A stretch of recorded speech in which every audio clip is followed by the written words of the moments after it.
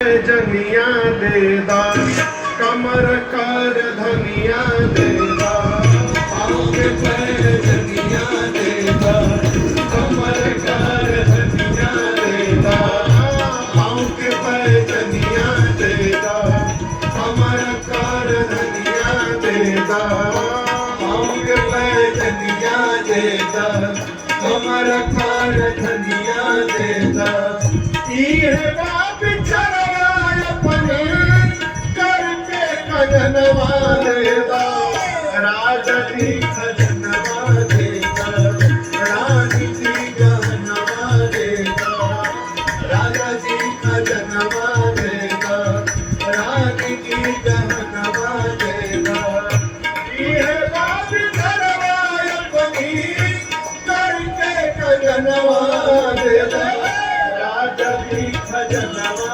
देदा रानी जी गहनवा देदा राजा जी खजनवा देदा रानी जी गहनवा देदा। देखिए खजाना मिल गया हमको। एक दासी से महाराज बोले आपको क्या चाहिए?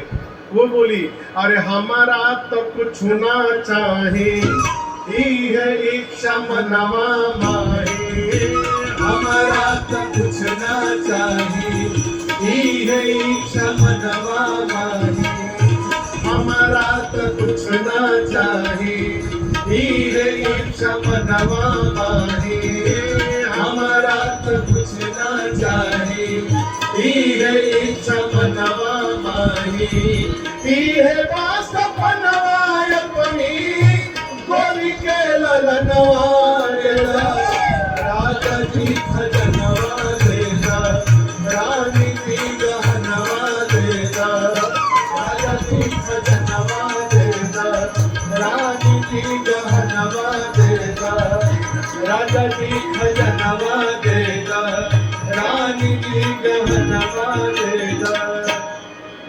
बोलिए रामलला सरकार की जय। बैठिए बैठिए बैठिए। दासी ने कहा महाराज बधाई हो बधाई हो बधाई हो बधाई हो। किस बात की? दासी ने कहा महाराज कैकेयी जी ने एक और सुमित्रा जी ने 2 पुत्रों को जन्म दे दिया। अब तक जो अवध में आनंद महोत्सव चल रहा था, अयोध्या का ये आनंद महोत्सव देखते देखते 4 गुना बढ़ गया।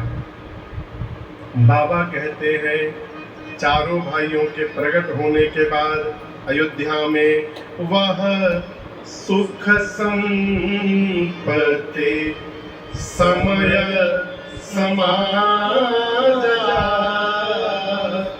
कहीं ना सके शारद राजा।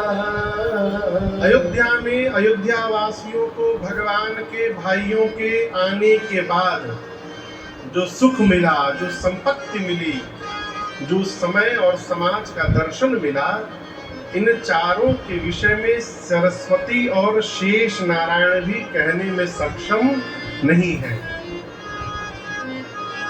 आनंद तभी समझिएगा जब बताया न जा सके।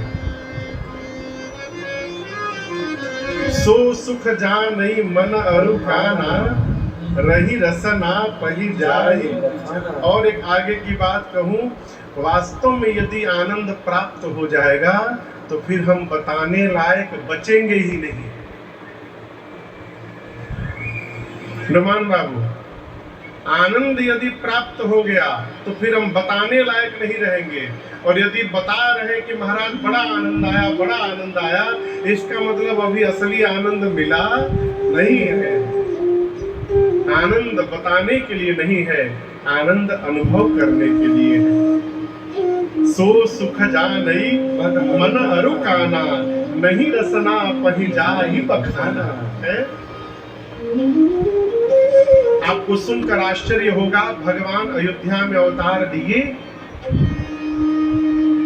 अयोध्या में 1 महीने तक दिन ही दिन बना रहा। कितने दिनों तक? 1 महीने तक।